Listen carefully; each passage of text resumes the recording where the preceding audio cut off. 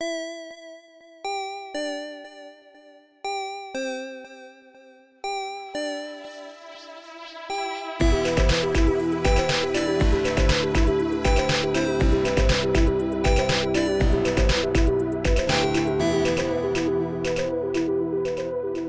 I feel like over the course of the last year, I have made you guys untrustworthy of NPCs. Untrustworthy or untrusting? Yes. Both, I think. Yeah, I think it's a two-way street. We can't be trusted by NPCs. Yeah, because we went and did that detective thing this last weekend, and it turned out to be a fairly simple solution, but we assumed that every NPC was lying. Which is just good storytelling. Right. But bad for our time when it came to turning in our results. Yeah. So next year, we're going to take everybody at face value and solve it in like 45 minutes. Which, again, I can't stress enough, is just bad storytelling. Like, just lazy bad. It was real fun, though. It was. But it was like an interactive version of Guess Who, because as soon as you could say, like, oh, this person has given me an alibi, that's it. Just trust it. It's not them. Except for one person. That's true. But that one person lied by omission. Like, he didn't give a story saying, I wasn't there. Yeah. He just said, I was at a different place earlier. And so it was like Guess Who. I wonder if it's the same mystery everywhere and if we're just ruining this for listeners in other cities who plan to do it. We're recording this on Mother's Day. I saw my mom this morning and she was asking about it, and she was like, how do you know that just any solution you gave, they wouldn't have said, good job, you got it? And I was like, I don't. That's a valid point. Yeah. I mean, Tass and I once wrote a murder mystery, and basically everybody was guilty. And so to prepare for the audience guessing who it was, we all had like pockets full of diamonds and everything. Oh, and, just in case. Yeah, just in case. And so it was like, I got guessed. I was like, you got me, and like emptied my pockets. All these diamonds fall out like, whoops. While the rest Good of us job. are trying to conceal the lumps of diamonds in our pockets. Yeah. It was crazy because Rachel posted the photo from that morning, and everybody thought that Tass was dressed as Angus MacDonald. Yeah. Who were you dressed as? It was 20s themed, so I just had the old bow tie and vest kind of situation, so nothing in particular. TJ, who were you dressed as? I was dressed as Magnum PI. And Jake was... I was Kojak, but I didn't have the sunglasses or the sucker in a photo, so nothing about me was Yeah. Or the Kojak. bald head. Or the bald head or yeah. the no beard. Yeah, we went out for lunch right beforehand. He's like, yeah, so I'm Kojak, but I'm not cutting my hair or shaving. Yeah. It was a very you can't expect me to commit that hard to that one day costume. I was hoping you were just going to show up as Batman. I strongly, genuinely considered it, but my Batman mask is destroyed, so I would have had to show up as like Bruce in the Bat Cave. Oh, like nice. just no cowl. Yeah. And I was like, give yourself a black eye. that's not as worth some it. blood. Because we only saw really people dressed as either like we saw one girl who was a Keystone Cop. That was awesome. But most it was like Clue characters or just people kind of in old timey clothes. I was expecting to see like more Sherlock Holmeses or Batman or I was Sean Spencer. I was the only one of those. There was also a German Shepherd dressed as a Triceratops. That's true. He had the top time. Funny enough. Yeah. Yeah. So Tass, I saw the other day that you posted something on Facebook about a possible new tattoo. Yeah. I have decided that if we can manage to get to our next Patreon goal by my birthday, which is June 19th, then I will definitely for sure get a Critshow related tattoo. So I'm putting that out to the ether. Tell your friends. Oh gosh, like what? I have been thinking about that. I have a little notebook started with lots of little things, and they kind of jump back and forth between being kind of serious and kind of not. So I don't know. I need to narrow that down. And hell, any ideas if anybody wants to, throw us some messages about something that seems like it would be a fun Critshow tattoo. Like a half face tattoo of Gregory Nash, so that you're just two sides of the same. Exactly. And again, the Patreon, if you are not a subscriber, we're at the point now where we have 15 episodes of Hero Salad that are available. We have 5 episodes of Investigate the History. All of those things come out either weekly or monthly. We do an AMA. We've got the Discord. A lot of people hang out and chat and share different things. Jake has started making music for one of the tiers. We have wallpapers that go out that are photographs taken by the portrait dude. We got all kinds of stuff actually stacked up there now. So again, that is patreon.com/The Crit Show if you are interested in joining. And actually, later this month, we're going to put out the first episode of Hero Salad and the first episode of Investigate the History as part of our celebration of our 1-year anniversary. Woohoo! So if you have not subscribed, you'll get a chance to hear the first episode of both of those bonus podcasts that come out on the Patreon later this month. And also in celebration of our 1-year anniversary, 2 weeks from now, we're going to have another drink. Anastasia has made a second drink. She has sent me the ingredients. I have yet to start making it. It does not require the long time of fermentation that the last one did. And this one is just the complete opposite in every way. I believe it's called, I'm going to get it wrong, but I think it was What Has Jake Got in His Magic Pocket? And it is a drink designed around you guys constantly throwing stuff in Jake's extra-dimensional space and forgetting it's there. And so it is a drink of just what's in Jake's extra-dimensional pocket. It's what in elementary school we would call a potion, where you just take all of the food on your tray and turn it into a horrible concoction and dare each other to consume it. There's some weapons involved. There is some candy. It is the opposite of the last drink. It is very light and sweet. Oh, okay. So something for Tass. All right. Right, exactly. And that's the nice thing is that the ingredients for it change almost not at all for the non-alcoholic version. So yeah, we will share that recipe as well after we try it out here in just a few weeks. And lastly, at the end of this episode, you can stay tuned. Tass and I are going to review a book called Improv for Gamers, which is put out by the same company that puts out Monster of the Week. It was included in the pack of books that they sent to us. So we're going to give it a once-over if that's something you'd be interested in. You can stay tuned at the end, and we'll go through the book a little bit and talk about some of the interesting things that we found in it. So until then, it's time to let the recap roll. I'm getting these visions of us getting picked off out in the open, and he was trying to tell us to get out. I think he's compromised. We have thought Ori compromised a lot of times. I'm not going to assume that. As you get a clear look at this, you have a flash in your head of being stuck inside of this alley and watching Ori run through you and past you, and some giant leathery winged creature chasing him down the alley, and this is it. Oh, shit. In the distance, you see a pair of eyes looking at you, and there's this strange, toothy grin as it jams its hand into one of the generators, and the area that you are in goes dark. So you run up as TJ is grappled with this creature, and you grab the membrane of the wing, and you grab the underside of the arm, and you shred, and it sounds like you are tearing cloth. And it releases TJ and staggers backwards. Its body starts to shift and fluctuate. You recognize this. This creature is starting to revert back to its human form. And you hear it croak out something as it's writhing in the midst of this change. But then the voice becomes clearer as the transformation freezes. Help me, Jake. Help me. And it pulls its half-transformed hands down away from its face. And the face that you see staring back at you is Ori. So here we are in the jungle in the middle of the night. TJ and this bat creature are wrapped around each other, chewing on one another. Tass has just fired off his sniper rifle, and Jake has grabbed the membrane of this bat's wing and ripped it. And the trauma of that rip has caused this creature to transform a little bit back to its human form, and you recognize the face underneath the monster as Ori, and he has just yelled for you to help him. Okay. I mean, I think I know what I'm going to try to do. I don't know if it's going to work, but while they are still kind of engaged and I've already got hands on Ori, I want to loop around and put him in a rear naked choke and try to put him to sleep. Yeah, all right. Roll act under pressure. God, my worst thing. But an 8. Okay, so you can snake around behind him and get him in this chokehold, but he is going to panic a little bit as he is fighting for control of this form, and TJ's going to take a little bit more damage just from the claws that are wrapped around each other. He is not going to pass out, but you are going to at least have him in a hold where you can control him, or the other part of him that is fighting for control, it's going to take back over. Bad are you doing? Not good. You're still kind of, what, 4 harm or something? I'm 3 harm. All right. Yeah. We were able to get me on regular stable. Regular stable? Just stable. Just stable. We call it stable here. Yeah. What I like to call werewolf stable. Sounds like the name of a country western bar. Run by the bikers.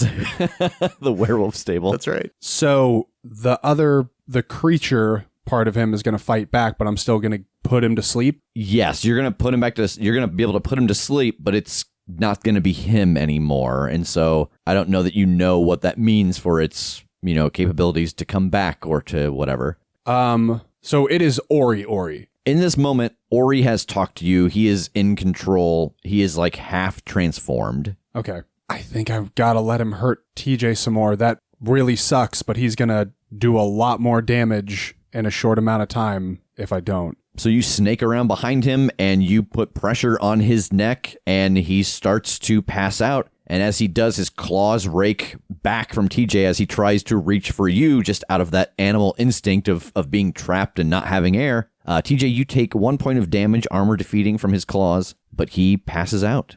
Okay, and I am bleeding from these wounds that he just gave me. Or are you unstable? I am unstable.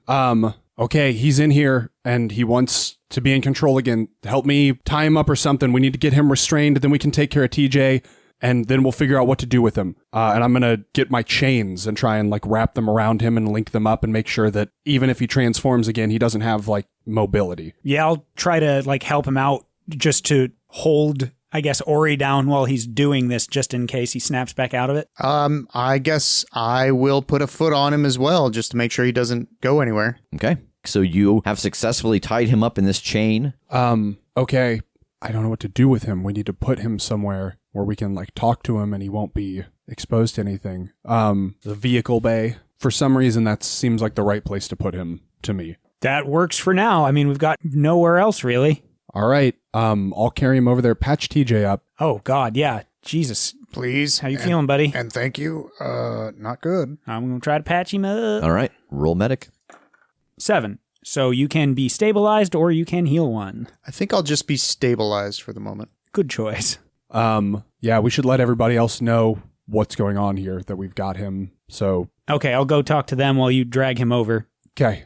I'll go back around. All right. So you head inside of the construction building and everyone is kind of huddled in there. Okay, so we've got it, kind of, and we're trying to figure out what to do about it now. So for the moment, we have it restrained. Kill it.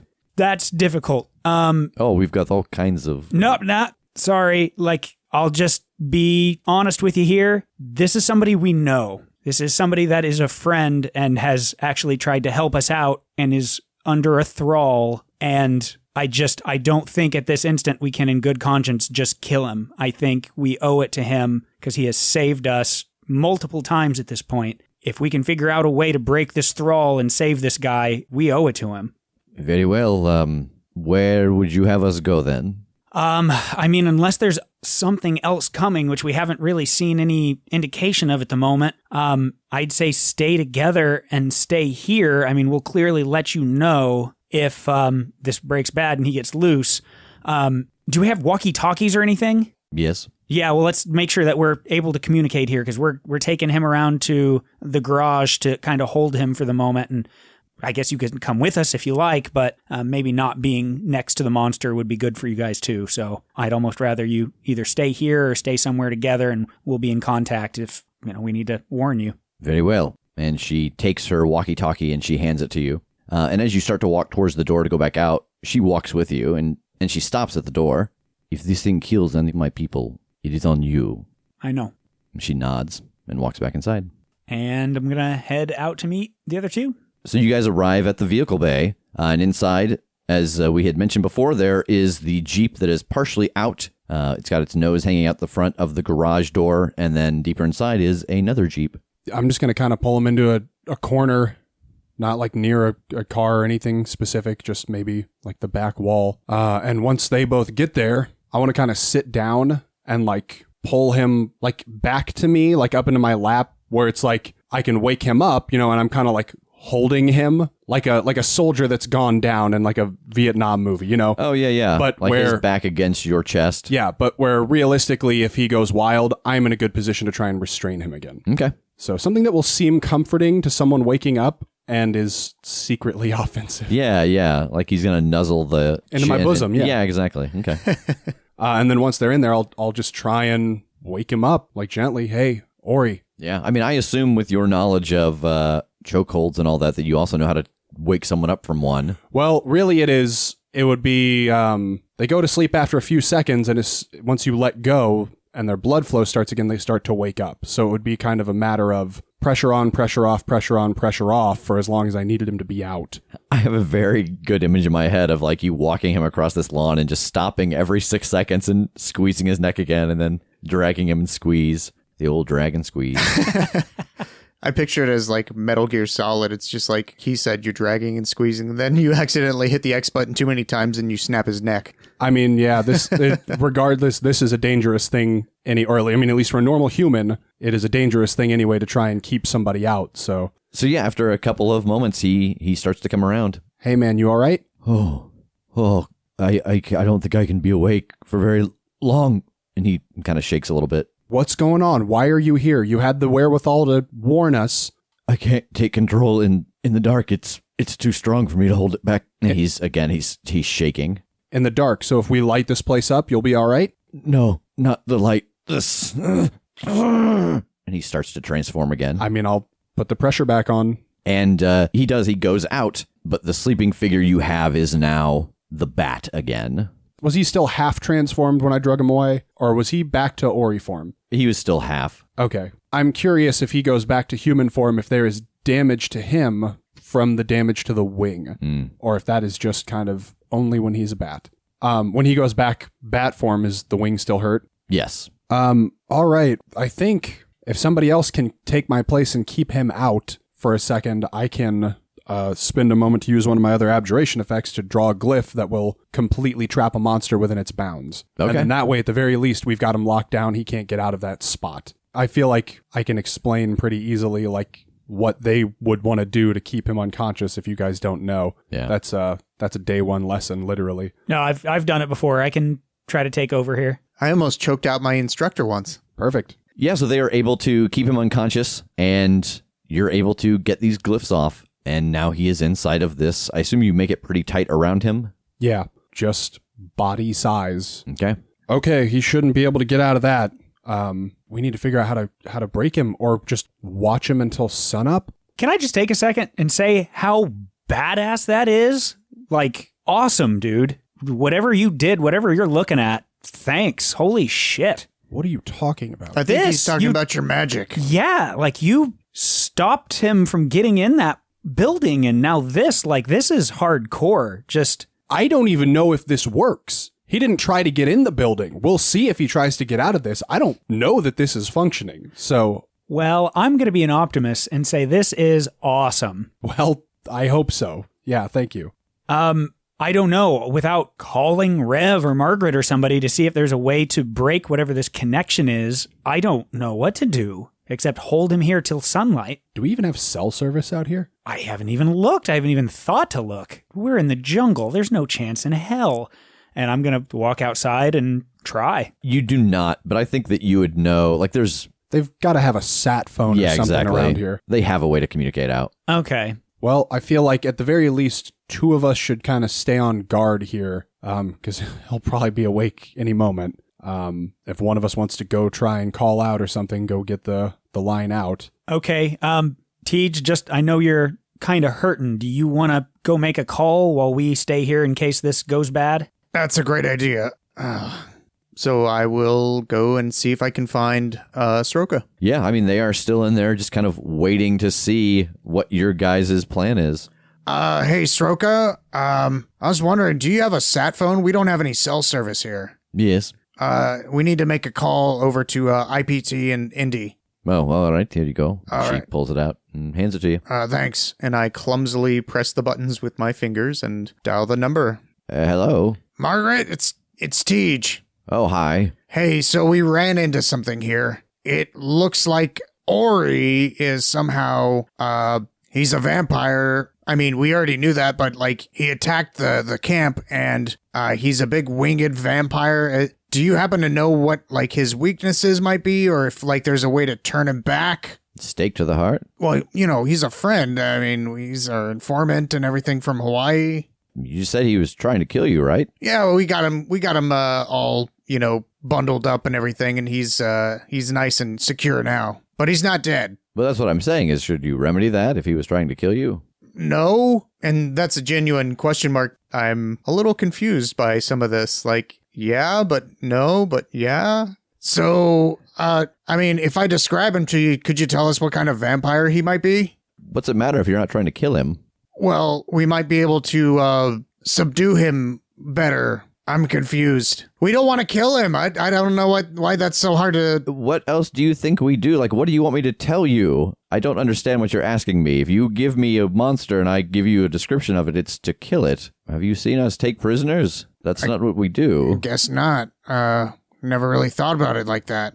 Should I just stake him in the heart then, is what you're saying? He's a vampire, yeah. Okay. And then I'll just hang up. And I throw the phone back to Stroka, and I go back out to the guys. Okay. Guys, she said we should kill him because he's trying to kill you. Shit. I don't know, guys. Without waiting for sunup to see if this actually helps him get control back and see if there's anything we can do when he can reason. What time is it? It's about 2:00 in the morning. I don't want to kill him. No, absolutely not. Me either. So I'm fine with sitting here and watching and guarding and waiting. And if sunrise comes and he is still out of control, then we need to have another conversation then. Yeah, we owe him more than to just stake him. Right. There's a lot of damage to this place. Do you think maybe one of us should help to fix it up? And then while you guys keep him under wraps? Yeah, science guy, go get it done, man. Yeah, you can go help with the generators and stuff, and we'll keep an eye out. All right. And it's Science Wolf Man now.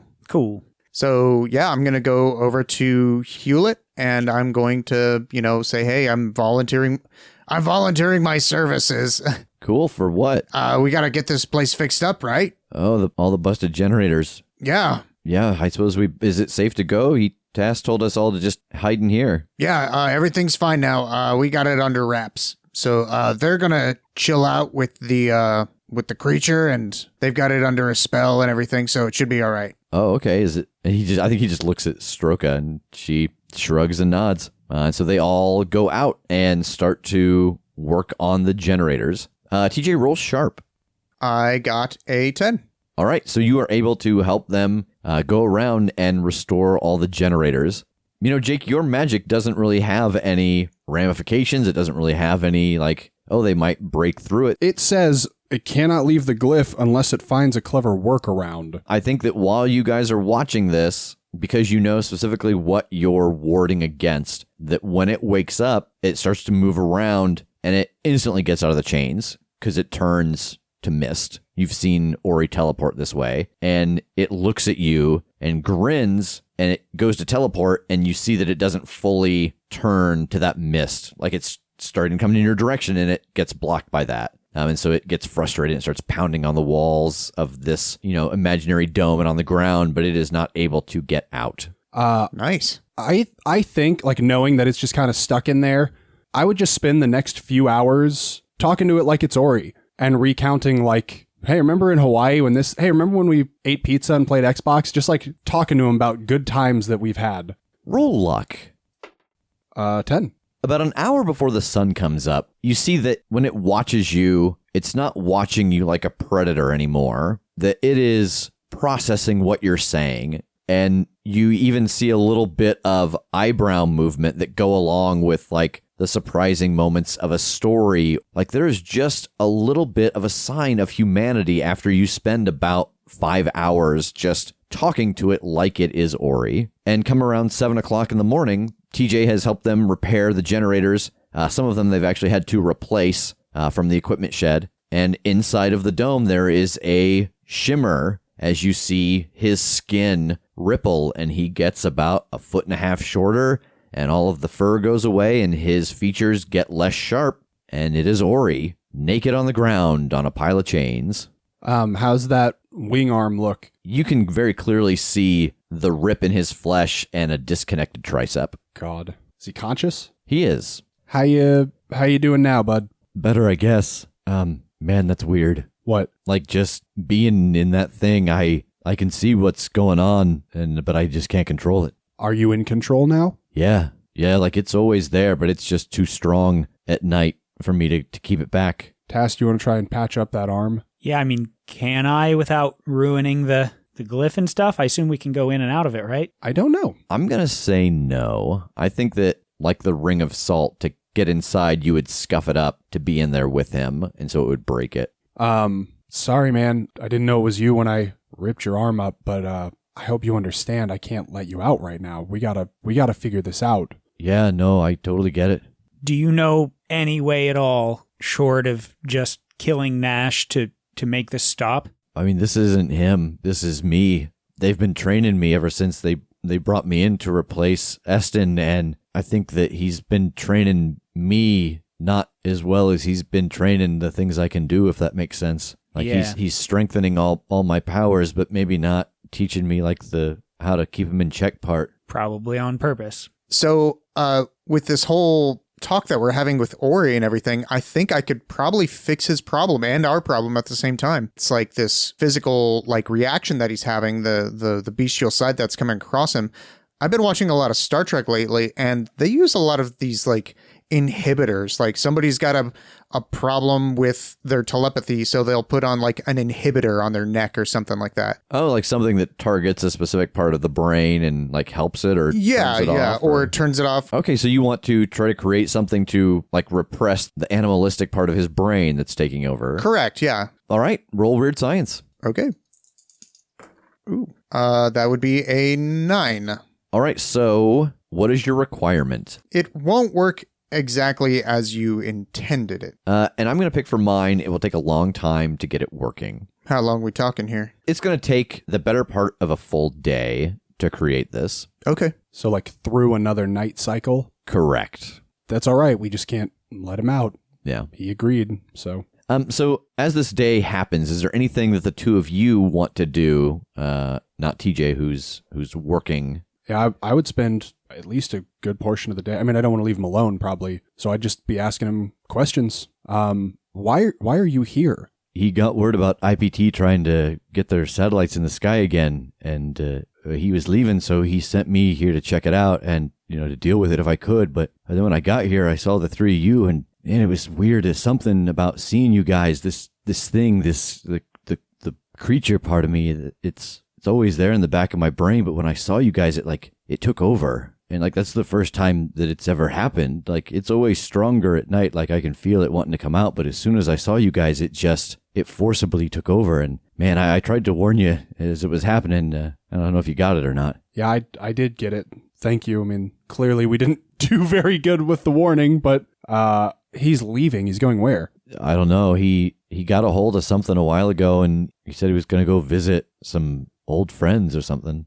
Okay. He's got the portal up and working. Shit. The what now? We had a, is there any reason for me not to tell Ori this? I'd say there's no reason not to. Oh, yeah, because Nash knows. Yeah.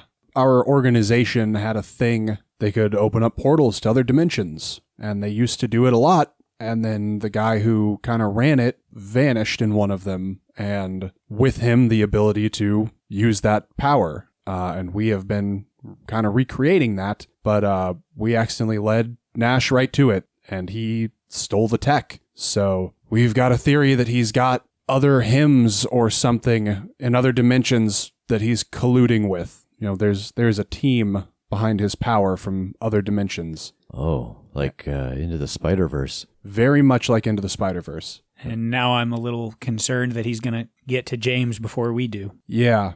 Time is of the essence. We got to wrap up our work here and activate that thing as soon as possible. Yeah. What else have you been learning how to do other than bat form? I mean, I can do that. You knew I could teleport before. I can do it better now, and I can smell things from a long way away, track them. I can live off of. I mean, he kind of feels a little weird. He's non-food things. Long pork, if you know what I mean. You saw me eat a dude in the jungle. I mean, I did, and he was a bad guy. Yeah. I mean, that doesn't make it less weird to talk about. Yeah, no, I agree. So has the majority of this time been you essentially training? I mean, it seems like you didn't know his plan or even that this portal existed, so it doesn't seem like he's given you a lot of trust with information yet. No, I think what happened is that at some point I could feel that he was trying to look through my eyes, and I shut the door. And I think that's when he stopped training me how to control stuff and just kind of trained me how to do stuff. I mean, he knows that you're on our side. Like, he's gotta. I guess. Have you been able to find out any more detail on your sister? No, but wait, what do you mean? Like, when you say that he's someplace else, like he's gone. Yeah, I mean, if he has already gone, he's literally not in this version of reality. I don't know anything more, but I know where you could find out. Okay, where? He's got this mobile base that he uses. It's a submarine. I knew you were going to say that. Oh, God. Where is it now? The last I saw it, it was just off of, where he met you guys at the North Pole. Oh. Okay. That's... Holy shit, dude. That's huge. It would be really nice to be able to teleport right now. Yeah, it would. Shit, I'm sorry, Jake. I didn't mean... I'm sorry. I mean, theoretically, Ori can teleport, but it's either collar on, no teleport, or collar off, teleport, maybe a crazy bat. So yeah, it's a consequence we would have to weigh. I mean, if you guys think that he knows, if you could find out where she's at and you could get her and then me, could you like hide us? Could we just be gone when he comes back? Yeah, dude.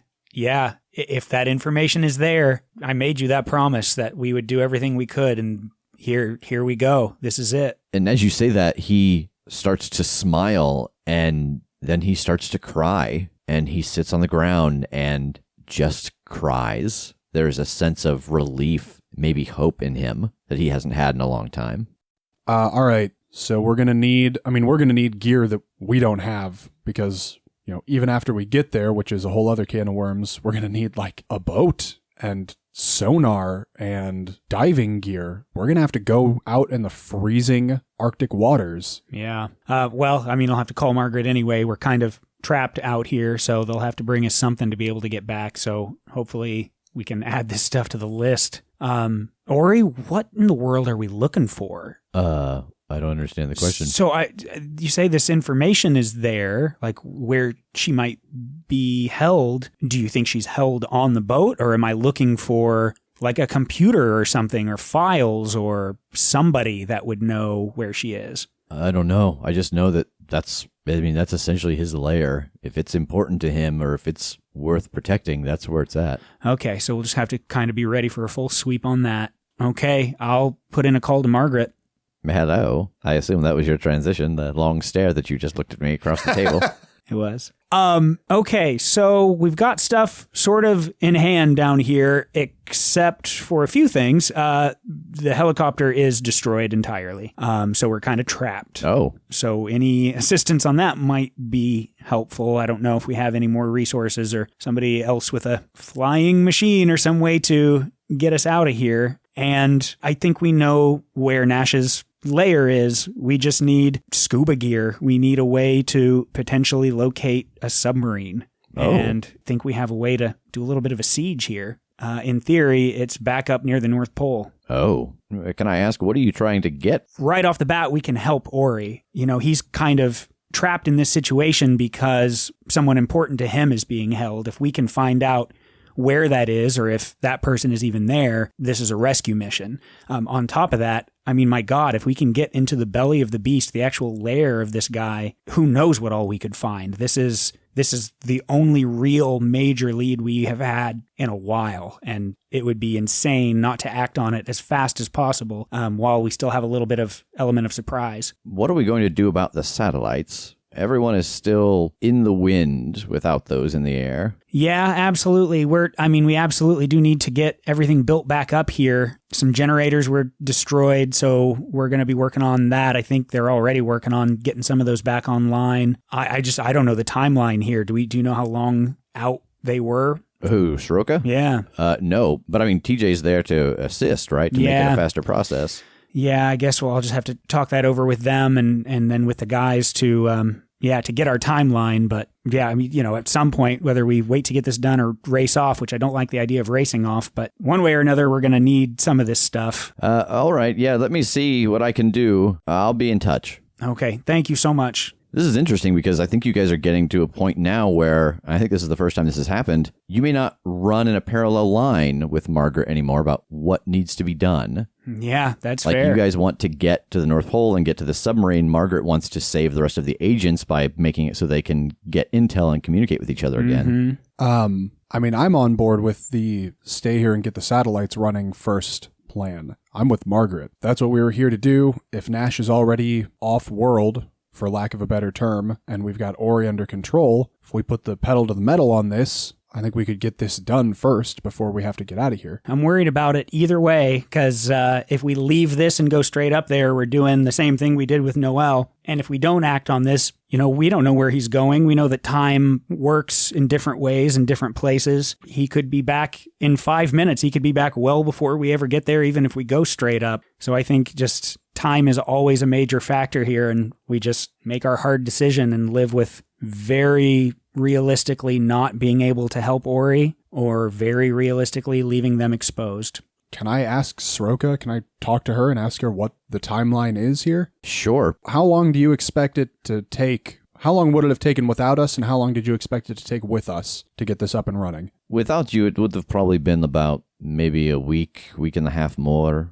With you, I mean, realistically, we've only gotten the aid of TJ. He's really the only one who's helping in a real sense when it comes to getting the station built properly. So that may cut it down by 2 or 3 days. It just depends on how fast and how well he works. But I think the most of today will be repairing these generators and getting everything up and running again. That and something knows, they know that they're here. They sent Ori here already, so more than just Ori knows about this. So leaving them exposed is bad. I agree. Did you just kind of change your mind? Kind Did you of. just decide that we're staying here? Kind of. Seizing an opportunity seems huge. I'm so torn. If we leave here, we're leaving 4 people for dead. That's the assumption we've got to make, is that if we leave here now, we're leaving them to die. No, you're right. You're absolutely right. Okay. So we'll stay here until this gets done. All right. Is there anything else you guys want to do as this day passes with Ori? Don't suppose there's an Xbox? There is, but there's no connection. Just couch co-op or something? Yeah, there's only one controller for some reason, because they're bad planners. That's fine. I'm just trying to, if I intend to spend the next night kind of trying to keep Bat Ori in check some more, that's one of the things we've done together, is played Xbox. It'll be kind of like giving the little brother a controller that doesn't work situation. Like, he's going to be a bat, he's not going to play, but I can set up an Xbox and a TV and just during the conversation be playing something, like an extra tie to who he is and our connection. Yeah, so I think the day ends. TJ has gotten his device about half done, and Jake has set up a TV and an Xbox outside of where Ori is imprisoned inside of the vehicle shed. And as the sun goes down, his shift happens again. It is instantaneous. The creature is back, and it spends the first 20, 30 minutes trying that teleportation trick again, and it doesn't work, and it tries, and it doesn't work, and it tries, and it doesn't work. And it slams on the ground, and it slams on the wall. And after a point, it just sits down. I'll spend this night kind of the same as the last one, just talking to him and playing a game and laughing and, trying to act like he's not a monster right now. So last time I had you roll luck for this. This time I want you to roll manipulate someone. All right.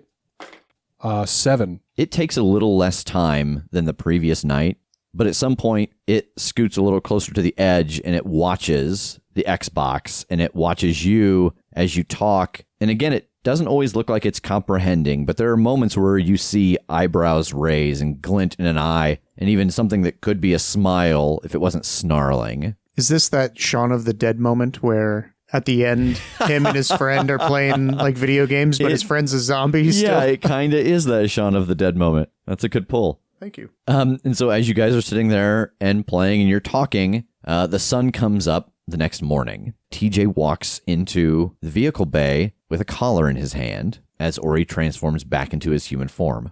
Sorry, it's nothing special. It was kind of a rush job, even though it took me over a day. Yeah, you just wear this and you should be right as rain. Are you positive this is going to work? Because once I kill that glyph, I can't put it up again. There will be no way to ensnare him again. No offense, Ori. I know what I am. As far as I know, it should work. Okay.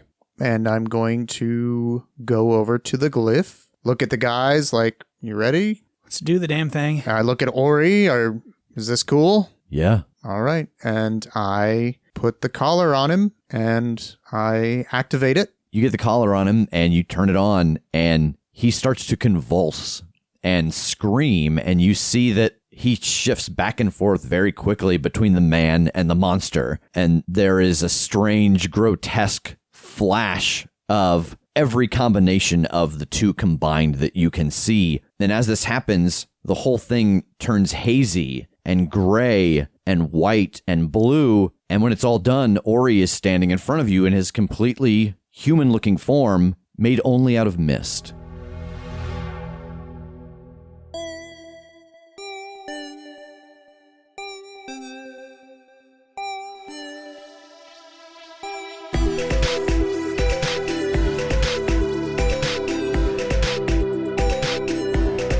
The Critshow is a Critshow Studios production, edited and produced by Brandon Wentz with music by Jake Purley. You can find more information about us at thecritshowpodcast.com. To keep up to date with upcoming live shows, contests, and other special events, follow us at The Crit Show on Facebook, Instagram, and Twitter. For even more weekly content, join us at patreon.com/thecritShow.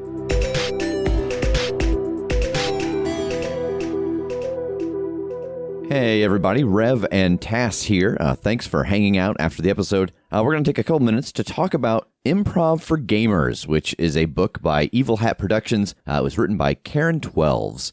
And just a general overview before we get into the specifics of it. This is a book for gamers. If you are someone that has done a lot of improv, a lot of this is going to seem very familiar in a good way, and it's going to make you look at some of the games, some of the exercises that you might have done in classes or in shows, and see how they can apply around your table. It's got some really great exercises, some games for character building, for world building, for use of space. And I do want to specify that this is actually not just for tabletop games, but it's also for live action RPGs.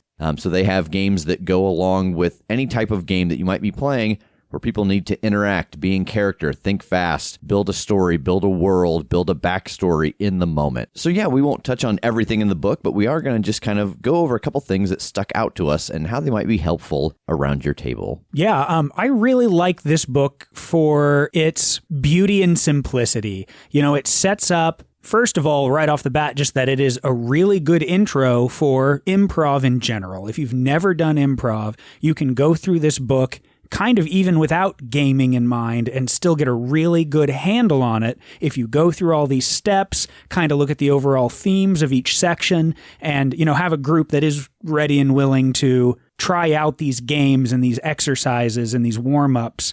It gives you a really good idea of overall how improv should work and how it should look and how you can improve upon things, which is the big thing. I've read a lot of improv books and the, how-tos, and what this has that a lot of books don't have, which seems like it should be an obvious thing, is, hey, here's how you go back and look at what you did and edit it and do it better next time. Yeah, absolutely. And, Tass and I have both taught improv and performance in our own rights over the last 10, 15 years. And I've read a lot of different improv books. I've been a part of a lot of different improv workshops. I've taught a lot of improv classes and workshops. And I think one of the things that's really interesting about this is not only does it kind of give you the how and the why after the fact, but it also gives you some tips with each game at the end of, hey, here's something you might try next time. Here's how this might work. If you encountered this problem, here's how you might fix it. And so it gives you kind of a structure on how to make sure you're getting the most out of this for, again, what their intent is, helping your players or yourself as the GM get more comfortable coming up with these things and making a connected world on the fly. Because I think a lot of times people think that improv is just whatever is the first crazy thing you can think of. A tabletop role-playing game is building a long-form improv. You've got to remember all that stuff. You're building off of stuff that's already been said before by yourself or someone else or the GM. And so all of these things create these building blocks for you to build this world out of, so you're not just randomly saying, the turkey. Turkey was my dog's name. Yeah. Okay, well, why? How is that connected? What does that do for you, Indeed. And what I really do like about this book a lot, too, is how it kind of seamlessly draws some bridges from gaming to improv, depending on what you've done or if you've done either. For example, maybe there is somebody that has played a lot of games but have never really done performance. They haven't done improv in particular. And especially like a GM might read through this book and see, oh my God, I'm kind of already doing some of these things. I've GM'd a lot, so I'm pretty good at coming up with something on the fly. But here are tools on how to really embed that into my storytelling and give it structure. So what they're already maybe doing a little bit, they can see now how, oh, I've accidentally stumbled upon doing this and now I can do it better. Yeah, it really gives you a hook into the book. That was fun. Because if you've played any kind of role-playing game, live action, tabletop, whatever, odds are there is at least one thing in this book that you are doing anyway as a storyteller. You may not know that you're doing it. You may not be intentionally doing it, but you are doing it just in the act of creating a character and a story and a world. And so it's going to give you oh, look, I can see how this applies, and so it'll make it a little easier to try the things that you don't maybe understand yet because you can see that the other things work in practice. Yeah, exactly. Such a cool thing that stuck out to me are a couple of things that were kind of little things, just little like, hey, this is an example of, what we do. And since they are little things, I think those are the little bricks, the little steps that build the best stories. If you start with specificity, even if it's minor, that's going to give you overall a greater story. And one of my favorite examples on here is just again, an old term that we know and that everybody that hasn't done this sort of thing won't, is just a hit. Something called a hit is just a little detail that you want to throw in right off the bat and kind of cling to. And it may not ever even become important, but it would become, in theory, important to you. Mm-hmm. And so that's just going to give you specificity in who you are, what your character is, what this world is, etc. And so, as described, as you just might come up with something little like, oh yeah, I'm wearing a red cloak. Oh yeah, I always wear a red cloak. I got this red cloak from my grandfather, and so I wear it all the time. And it's just such a little thing right off the top of my head. Red cloak. Why a red cloak? Oh, I got it as a heirloom, and so on. And you build off that, and suddenly you have a big piece of story that you otherwise wouldn't have had if you're just like, I have a cloak on. Yeah. And it doesn't matter. Yeah. I think back to actually the very first role-playing game I ever did, which is one you invited me into when we did Earth Dawn. And you guys had told me about this world and how it worked. And so just a little thing that we kind of talked about is that we had this horn. And it was like a kind of a battle call horn, and it was like, yeah, I have this horn. I'm not really sure why. It's like, well, is it like an heirloom or something? I don't know. I feel like it's something that we always blow running into battle. Like we hit that horn and they know we're coming. And then by the end of this story, I forget exactly what it did, but it had like molded into this epic item that gave us bonuses and things, and it had an effect. And so it just started out as this random little detail as we're doing stats and story and who's connected to who. And oh, I have a horn. Okay, that's weird anyway, and kept going. And it's just little details that can really fill something out. And I think, too, to link it into specifically Powered by the Apocalypse games, because they give you a list of hits with your character relationships. Mm-hmm. And so it's really important in that you don't just want to go like, okay, so someone here knows your secret. Okay, yeah, Tass's character knows my secret. The end. Right. Well, okay, what was that secret? Why did you share it? When did this happen? What kind of power does that give them over you? So it's actually kind of cool that, particularly Monster of the Week, is what we deal with, and it gives you a list of hits at the back. It's kind of the last thing you guys do as a group. And what's great about this book is that you can take things like that and say, here's a sentence. Okay, I'm not really sure what to do with this sentence. It's the closest one on the list that I like, but I don't have a way to come up with detail. So there are so many of these great little games that you can just bang out in a few minutes, with the group and try it in a few different ways to go, there we go. We just in a quick 5-minute scene figured out what, oh, I knew him from way back actually means, and so on and so forth. So I think that's really cleverly and seamlessly done. The book is divided up into kind of steps. It has warm-up games. It has yes and. It has character building, relationship building, status, space objects, timing, and scene work. And so you can see how this would be built properly into any game that you would play. Just, the first step of getting warmed up and getting everybody relaxed. And, we talked about the Venga bus. That is not at all what they're talking about here, but it's something that gets everybody going and energetic. You see performers doing it all the time, that they have to kind of get their brain warmed up. It's just like playing a sport. You got to stretch your mind a little bit. You got to get vocally warmed up to be able to engage in some of these things so you don't stress your brain or hurt your vocal cords. Indeed.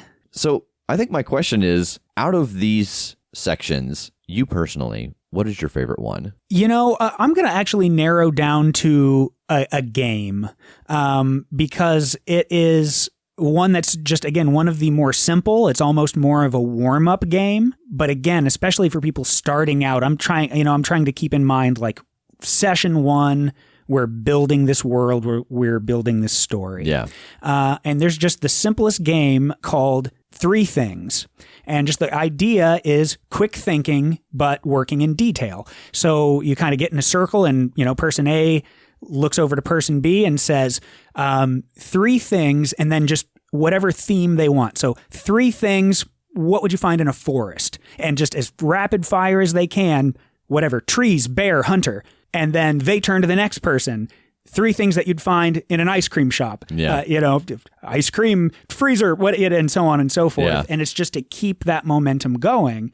And then, of course, the idea there is to loop that back to what are themes from your game? What's happening right now? 3 things in an elven kingdom. Okay. And then you come up with those. And then the deeper you go, the more specificity that you're going to have on this world that you're building. Yeah.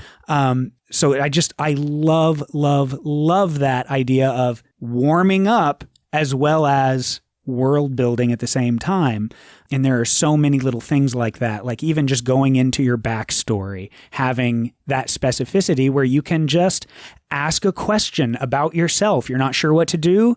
This is a good opportunity for improv that you don't even necessarily have to say out loud. If you're having kind of a character moment where you're not sure what to do, ask yourself, what's their biggest regret in life? Okay, how would that affect this? And it can be a snap decision that you come up with details for later, but in the moment, it's not just saying, oh, the turkey, it can be tied to that based on the stuff that you've already set up with just something as simple as 3 random objects in the world that you're in. Yeah, and the thing that I really like about that game of 3s is that, the question I think I probably get asked the most about game mastering is, how do you come up with the mixed results for act under pressure so quickly? And it really is that. It's putting yourself in that situation, thinking about, okay, I'm the character, here they are, this is what they're doing. Now, if I'm going to succeed in what they're trying, but 3 things are going to go wrong, what are the first 3 things that in my head I can see going wrong in trying to attempt this? Yeah. Based off of who they are, what they have, their location, kind of in time and space, the orientation of the other people around them. What are the things that could go wrong? And so, that exercise right there is probably the cleanest answer to all the people who always ask, like, how do you do this so fast? Right. It's a game like that.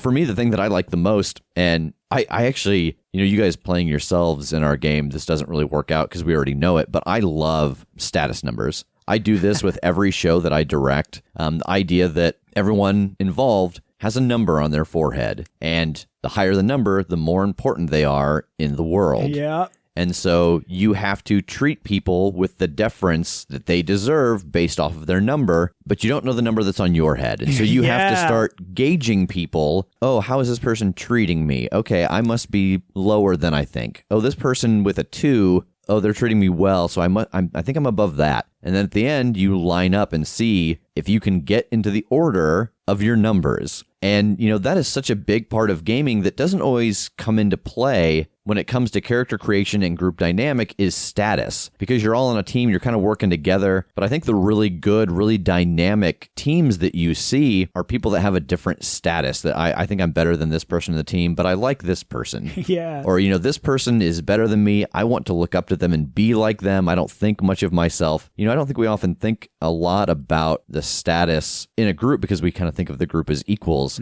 But especially starting out, it can make for some fun friction that the characters then have to get over, and it gives them that growth of either growing to like someone or kind of getting off of their high horse, because there's always that moment in a game where a group starts to gel, and that's, I think, where that status starts to go away. So having that status from the beginning, I love the idea right now of anytime I run a game from now on, just making them do this and then kind of stick with that status feeling. That's awesome. Well, is there anything else? We've talked about this for a little bit. We don't want to go over the whole book, but we want to give people a taste of what's in it and how it's helpful. Is there anything else that you want to mention? I just really want to stress that this is such a good neutral book on wanting to learn either aspect of this. If you have 0 experience this is going to be a fantastic book. If you've done a ton of improv but never done RPGs, this is a fantastic book because it shows you how to take the improv that you probably already understand how all of it works and lets you jump into a gaming world and realize how to build a story. And then, like I said, the opposite is true. If you've been gaming your whole life and never done any performance, well, now you have literally not just how to connect this sort of performance to what you're doing, but how to do that kind of performance altogether as well. It's just really solid. I will even add on to that, even if you have been doing this for a while, even if you have performance experience and gaming experience, we as players, we as game masters, we all know that there's some area where it's like, man, I hate when we get to that because I'm kind of rough on this. There's going to be a tool in here to help you get better at it, because that's how you get better at anything is practice and repetition. And so these games are going to give you some options on how to practice and how to practice with other people. And so it's going to make things flow more smoothly. Absolutely. Well, again, this is Improv for Gamers by Karen Twelves. You can find this at Evil Hat Productions. It is evilhat.com. $20 for the print and the PDF, or $10 for the PDF. So thanks for joining us, and we'll see you next week.